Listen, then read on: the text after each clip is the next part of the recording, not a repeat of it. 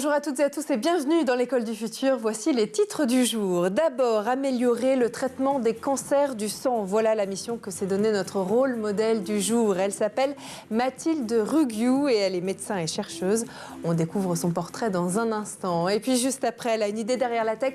C'est Milly Adey qui est avec nous aujourd'hui en plateau. Bonjour Milly. Bonjour. Quel va être l'objet de votre chronique? On va voir l'importance de résister au plaisir immédiat chez les enfants. On voit ça dans un instant. Et pour terminer, on vous emmène dans un voyage au cœur de notre cerveau. Celui des ados est en pleine transformation et a des capacités sacrément insoupçonnées. On va voir ça avec notre invité. Il s'appelle Grégoire Borst. Bonjour Grégoire. Bonjour. Bienvenue sur ce plateau. Vous êtes professeur de psychologie du développement et des neurosciences de l'éducation à l'université Paris-Cité.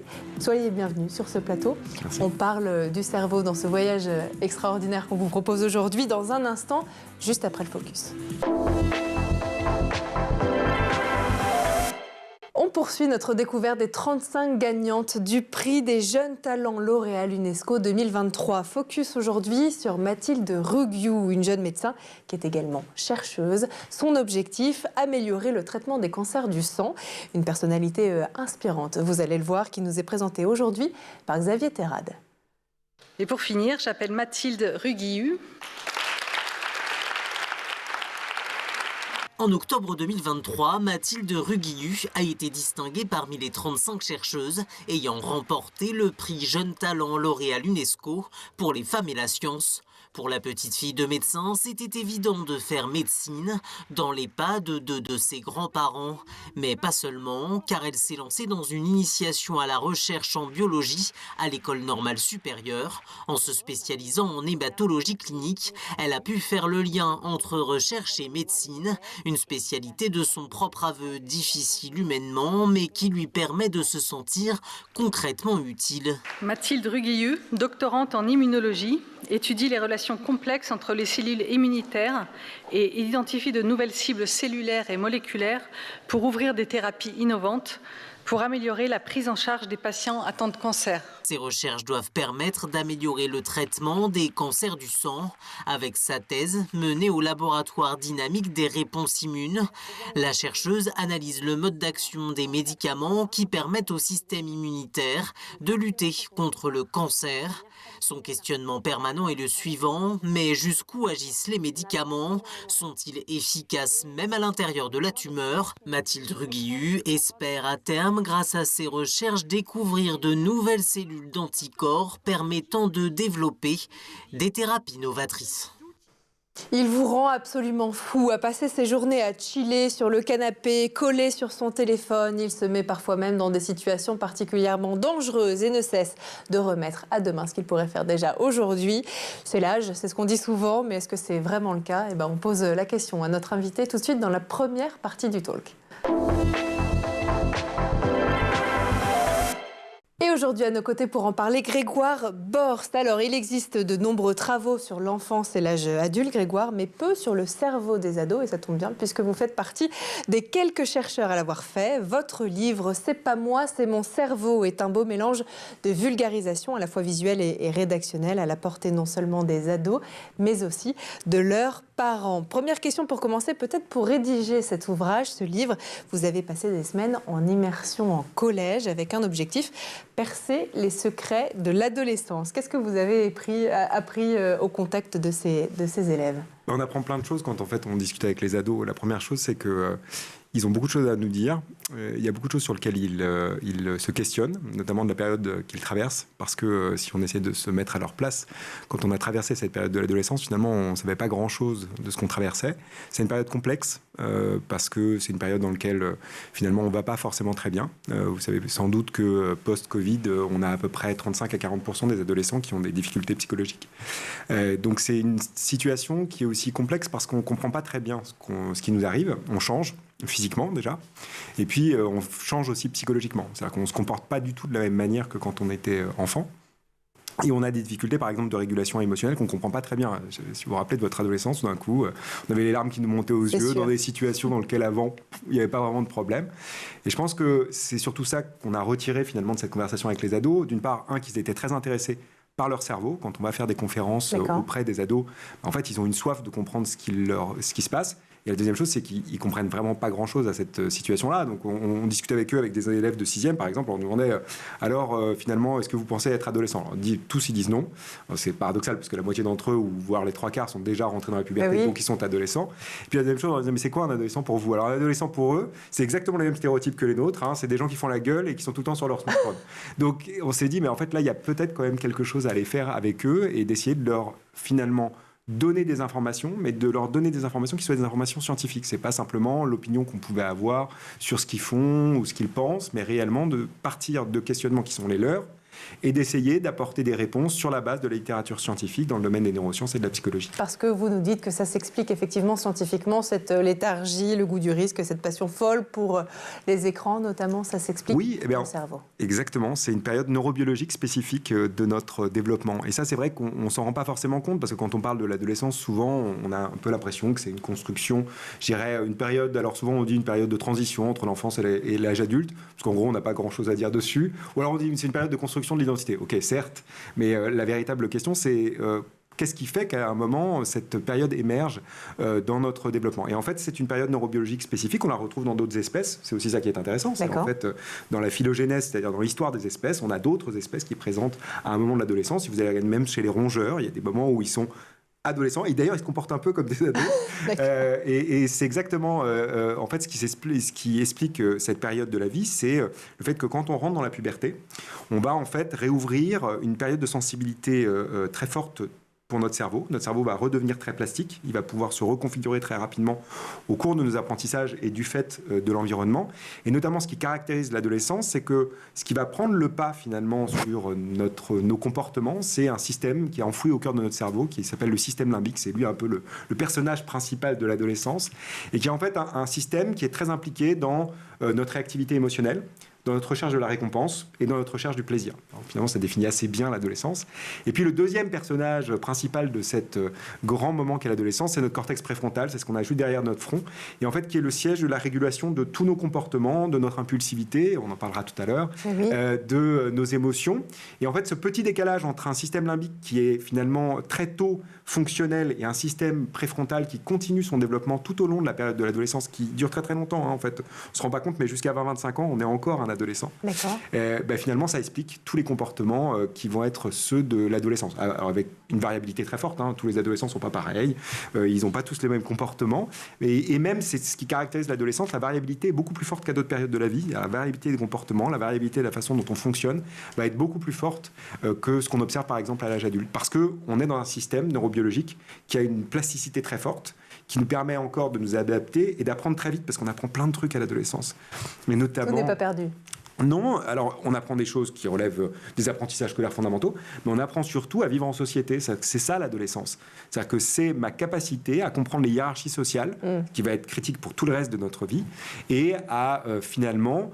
trouver notre position par rapport à notre groupe social d'appartenance. Et puis sortir finalement de nos relations interpersonnelles avec notre famille, puisque c'est surtout ça qu'on construit au début de notre vie, des liens d'attachement dans notre famille. Et puis à un moment, on va créer ces liens d'attachement en dehors de la cellule familiale. Et ça, c'est difficile pour les parents.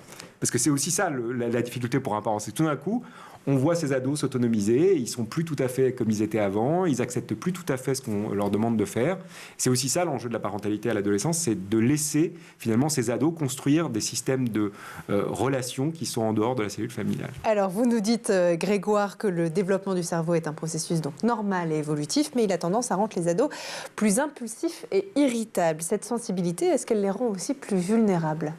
Oui, ils sont beaucoup plus vulnérables à l'adolescence, ils sont plus vulnérables notamment au stress, et en particulier au stress chronique. Et c'est effectivement la difficulté qu'ils ont traversée à travers la Covid. C'est-à-dire qu'on en a peu parlé finalement des ados. C'est vrai. Et ces ados, ils sont quand même retrouvés dans une situation dans laquelle ce qui est important pour vous à l'adolescence, c'est les récompenses sociales, c'est-à-dire les interactions que vous avez les uns avec les autres et le statut que vous allez pouvoir obtenir dans votre groupe social d'appartenance. Et ce qu'on a coupé en fait pendant la période du Covid, avec ces temps où on était finalement confinés, c'est justement les interactions sociales. Et c'est ce dont ils ont besoin pour se développer en fait. C'est ça qui est leur sensibilité, leur fondement même. Et donc ils ont été très touchés par la Covid et c'est ce qui explique en partie les difficultés qu'ils ressentent aujourd'hui parce qu'ils ont été soumis à du stress chronique dans une période de la vie dans laquelle leur cerveau, comme il est très plastique, il leur permet d'apprendre très vite, mais en même temps, il est très vulnérable, notamment à des contextes qui sont non optimaux pour le développement cérébral. Alors, comment on peut les aider pour les parents qui nous écoutent?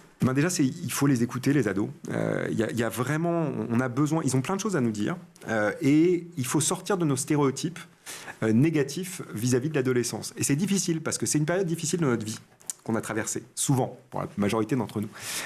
Et donc, on a un peu, quand même, une difficulté à se réengager dans cette période de la vie quand on parle avec nos enfants. Et donc, il faut vraiment avoir une vision, je dirais, bienveillante de cette période de la vie. C'est une période de la vie difficile, et on a besoin d'accompagner les ados tout en respectant, finalement, leurs besoins d'autonomie. Parce qu'on ne peut pas avoir le même mode de parentalité quand on est avec un enfant et quand on est avec un adolescent. Parce qu'un adolescent, déjà, il s'est argumenté avec vous. Donc, il va falloir que, quand vous allez définir des règles qui les accepte, parce que s'il ne les accepte pas, de toute façon, il ne va pas s'y conformer. Donc, il y a un véritable enjeu, effectivement, à ouvrir cette discussion avec eux. Et si ce n'est pas avec nous, ça peut être avec un professionnel de santé. On peut, si on sent, effectivement, par exemple, que ces ados passent de plus en plus de temps sur les réseaux sociaux, de plus en plus de temps sur leur tablette ou leur smartphone, c'est souvent un bon indicateur qu'ils peuvent avoir des difficultés psychologiques. Ce n'est pas l'inverse. Ce n'est pas parce que j'utilise beaucoup mes écrans que je vais avoir des difficultés psychologiques. Mais par contre, si je commence à avoir des difficultés psychologiques, tout d'un coup, que mon temps d'écran augmente énormément, c'est un bon signal finalement que peut-être que votre ado passe par une période un peu difficile, et dans ces cas-là, si on n'y arrive pas nous, on va lui demander d'aller voir un adulte référent. Ça peut être quelqu'un dans la famille, ou ça peut être un professionnel de santé, ça peut être un psychologue par exemple. Alors il y a un autre sujet qui touche les adolescents, vous le savez, Parcoursup ouvre ses portes le 17 janvier prochain, l'heure des choix d'orientation pour les adolescents, mais le choix d'une école ou d'un métier peut les faire stresser aussi, peut être compliqué pour un lycéen. Les jeunes ont parfois, on dit souvent, du mal, et eux-mêmes le disent, à se projeter dans l'avenir, dans leur futur. Pourquoi, selon vous ? En fait, c'est extrêmement complexe pour les ados de se projeter dans le futur parce que justement, ils ont un cerveau qui est très orienté vers les récompenses immédiates.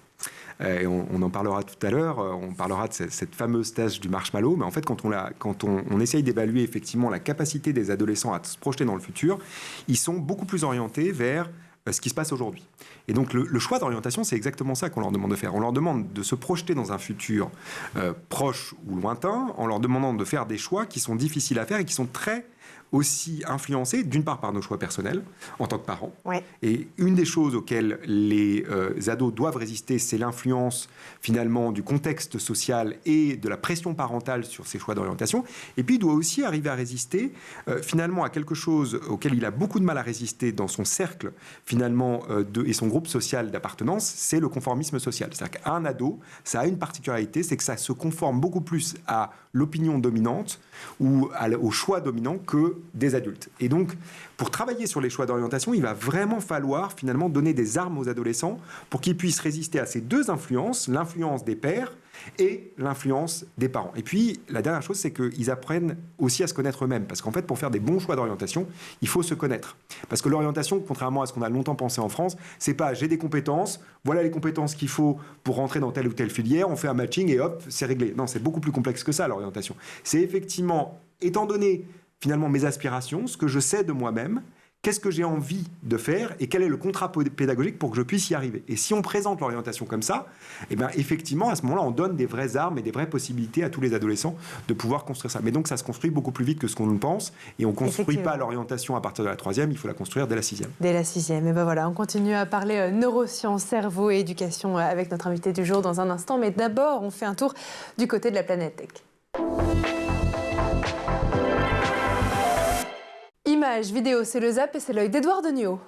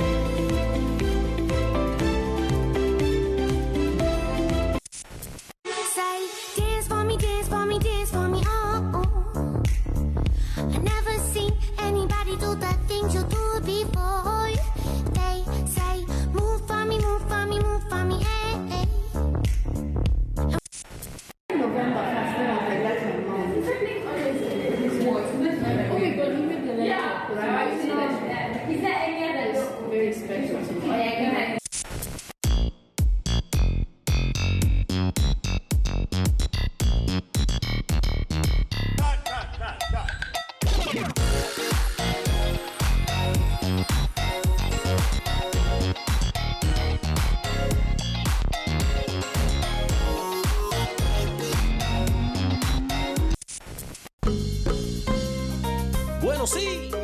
Mira quién llegó. Hi there. Today I'm going to show you how you can tune physics so you can make your own tennis ball. Alright, so I already modeled my ball so we can jump straight into the physics editor. Now, with the push of a button, you can enable physics. And most of the time, that's all you'll ever need to do. But we are making a ball, and you need...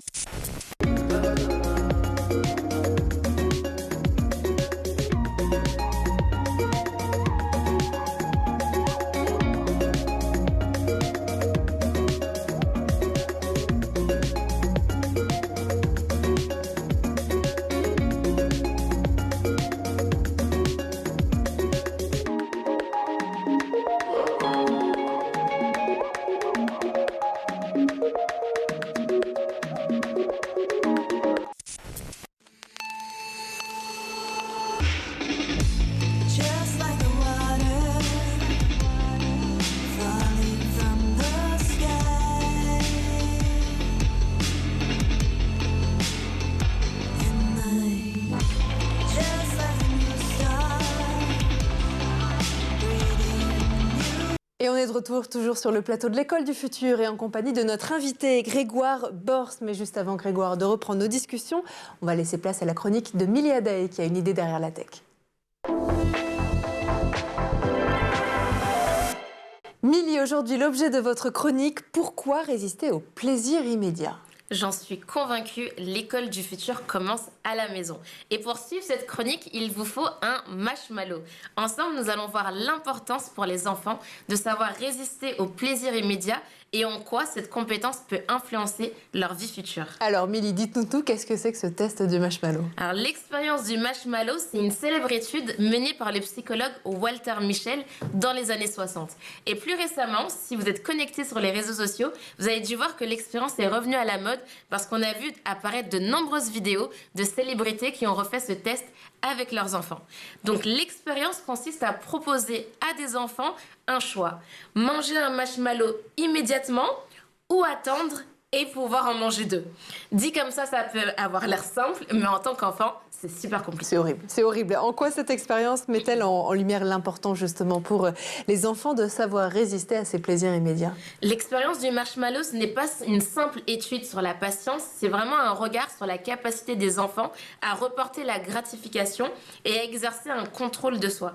Les résultats ont montré que les enfants capables de résister ont tendance à montrer des compétences d'autorégulation émotionnelle et d'autocontrôle plus élevées dans leur vie quotidienne. Alors Milly, en quoi le contrôle de soi, de la patience, illustré justement par cette expérience, sont-ils cruciaux dans le développement des enfants ? Le contrôle de soi est essentiel pour résister aux impulsions immédiates, que ce soit dans ce type de contexte où on doit attendre une récompense ou bien faire face à une situation difficile.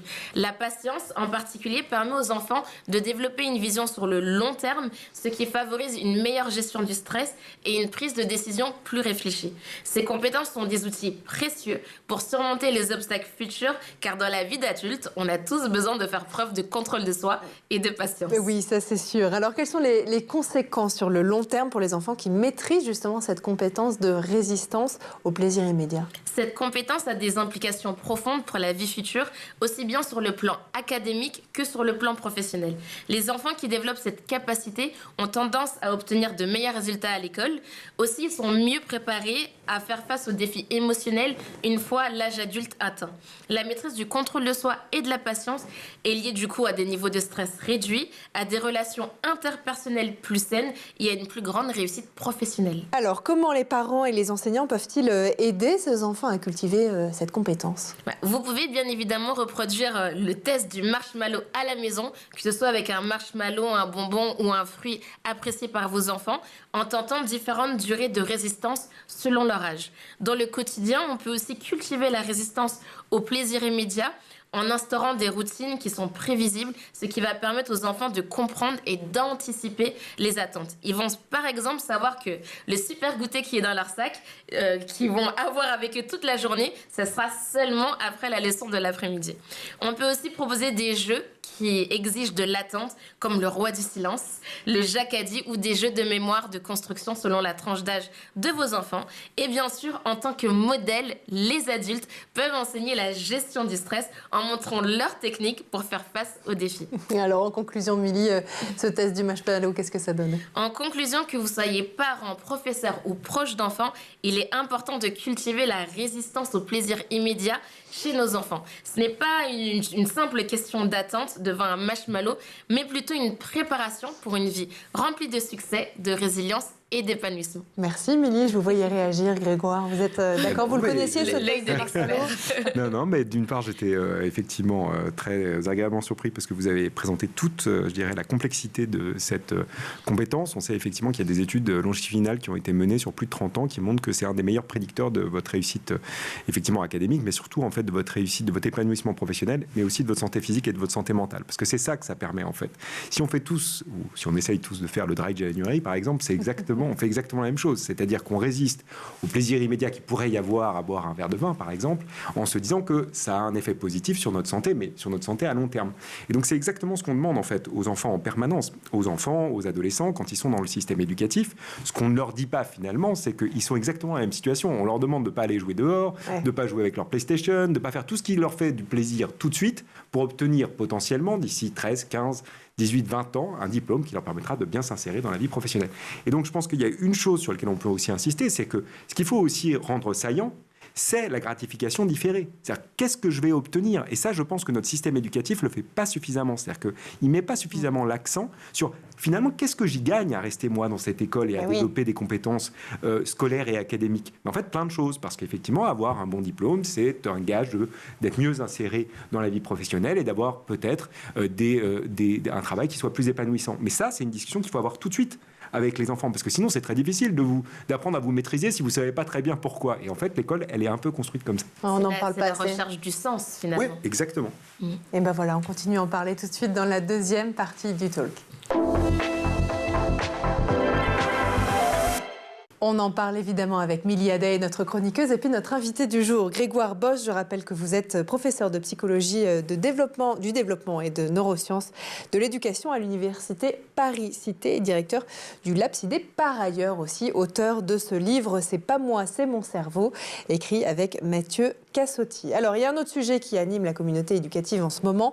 Je voudrais vous parler de cette tribune écrite dans l'Obs le 9 janvier dernier. L'écrivain Grégory Le Floch, qui est aussi professeur de lettres, évoque dans cette tribune sa difficulté croissante à aborder les œuvres jugées immorales par certains de ses élèves. Il dit notamment « Les élèves me disent que je suis sale parce que j'ai lu La religieuse de Diderot quand je leur résume l'argument.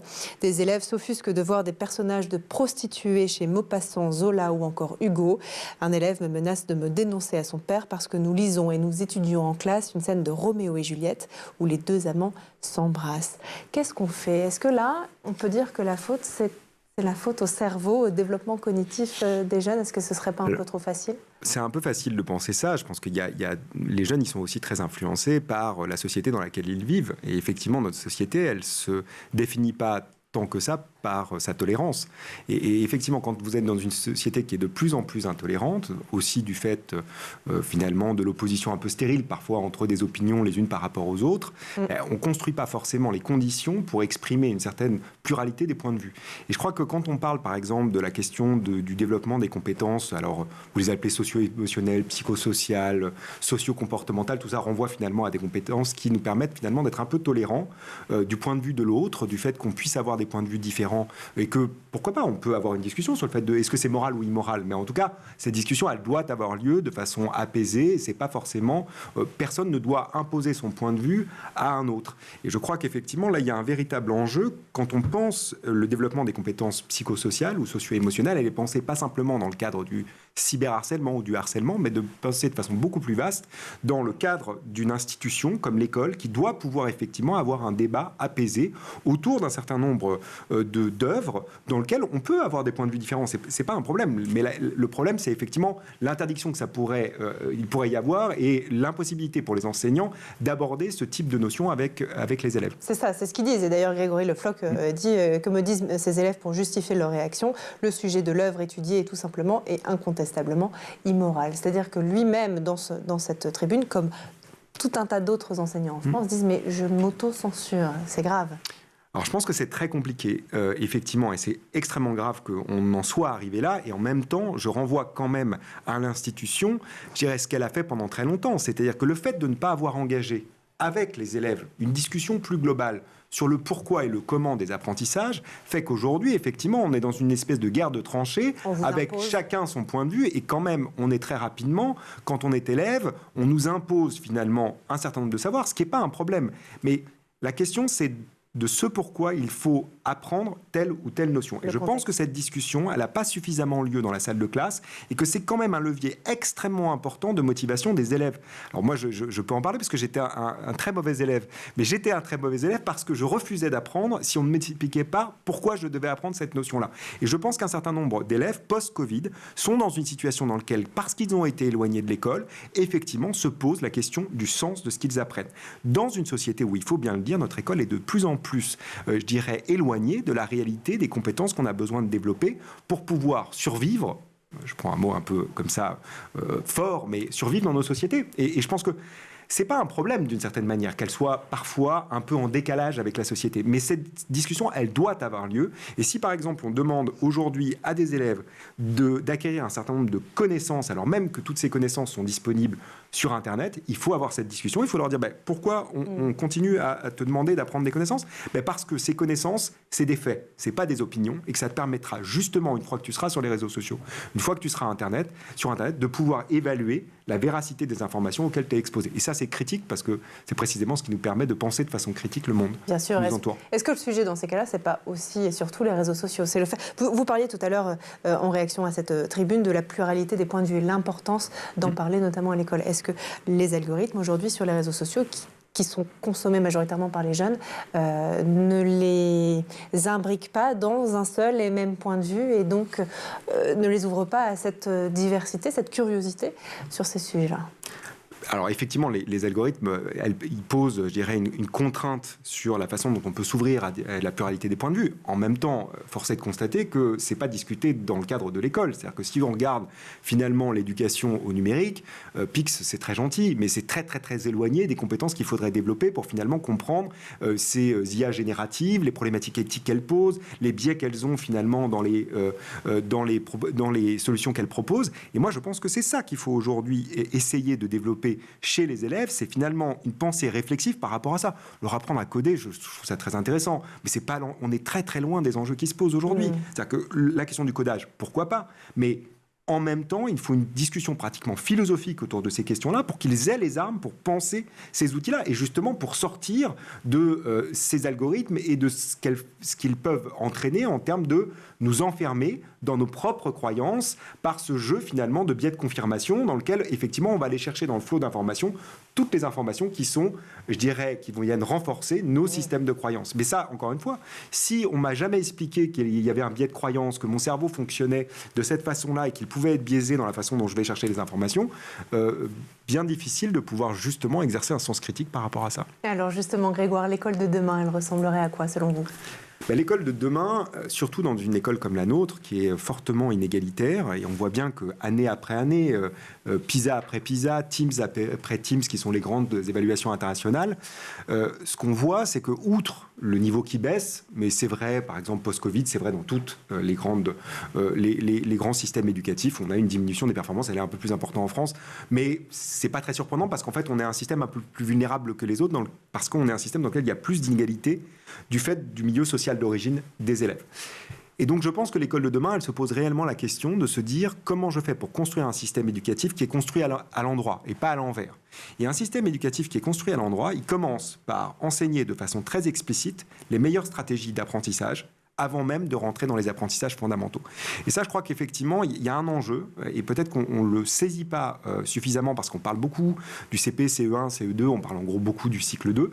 On a oublié le cycle 1, c'est-à-dire la maternelle, qui est en fait le lieu où il faut réussir à réduire les inégalités éducatives. Si on n'arrive pas à la maternelle à faire par exemple que les enfants n'aient pas un décalage aussi important, notamment dans le nombre de mots qu'ils ont dans leur vocabulaire en fonction de leur milieu social d'origine. Comme ça, c'est un prédicteur de votre capacité à apprendre à lire. Si vous n'avez pas réduit ce décalage à la maternelle, il n'y a aucune chance que les inégalités éducatives n'apparaissent pas dans le domaine de l'apprentissage du langage écrit. Et ensuite, en cascade, vous aurez des difficultés en histoire géo, en sciences, parce qu'en fait, la littératie et votre capacité à comprendre un texte, ça va évidemment avoir des effets sur votre capacité à résoudre des problèmes en mathématiques ou en sciences physiques ou en biologie. Et donc là, il y a un véritable enjeu de se focaliser là-dessus. Et puis la deuxième chose, si moi j'appelais un système éducatif idéal, finalement, il remettrait tout à plat. Pourquoi on enseigne aujourd'hui plus les mathématiques, par exemple, que la sociologie ? Pourquoi on enseigne plus l'histoire-géographie que la philosophie dès la maternelle ? Pourquoi on n'enseigne pas la sociologie ? C'est une vraie question. Logique. Et en fait, quand on le prend et qu'on essaye de dire, mais alors, est-ce que c'est parce qu'il y a des savoirs plus fondamentaux que les autres ? Alors oui, certes, apprendre à lire, c'est effectivement une entrée dans toutes les autres formes de littératie. Apprendre les mathématiques, c'est effectivement un enjeu. Mais déjà, qu'est-ce qu'on apprend en mathématiques ? Est-ce qu'on apprend forcément des choses qui sont très pertinentes pour pouvoir nous permettre de penser le monde ? Je ne suis pas tout à fait sûr. Ils sont très mauvais en termes de probabilité, par exemple, les élèves en fin de lycée. Peut-être qu'on a... Justement, on n'aborde pas suffisamment cette problématique des probabilités. Et donc, je pense qu'un système idéal, ça serait un système qui dit j'arrête de mettre des rustines partout. Et je me pose réellement la question de quelles sont les compétences que je dois développer chez les élèves d'ici 15 à 20 ans, parce que, en fait, c'est un système prospectif, le système éducatif. C'est des élèves qui rentrent à 3 ans dans notre système éducatif. Quelles sont les compétences qu'on doit avoir construites chez eux pour qu'à 18 ans, quand ils sortent du système éducatif, ils soient équipés pour être des citoyens qui pensent de façon critique le monde. Ben ça, je ne suis pas sûr que notre école a réellement fait ça. Quand elle dit finalement on va faire des cours de soutien en maths et en français et puis ça va régler les problématiques de notre système éducatif. Le message est passé pour le nouveau gouvernement en tout cas. Merci infiniment Grégoire Borst. Je rappelle que vous êtes professeur de psychologie du développement et des neurosciences de l'éducation à l'université Paris-Cité. Vous êtes également auteur de ce livre sur la psychologie et le fonctionnement du cerveau. C'est pas moi, c'est mon cerveau que je recommande vivement. Merci infiniment, c'était passionnant. Merci également à vous Milia pour ces éclairages qui sont tout à fait en lien avec les activités et les travaux de notre invité. Merci à vous de nous avoir suivis aussi. Et puis nous, on se retrouve dès demain dans l'École du Futur. Bonne journée.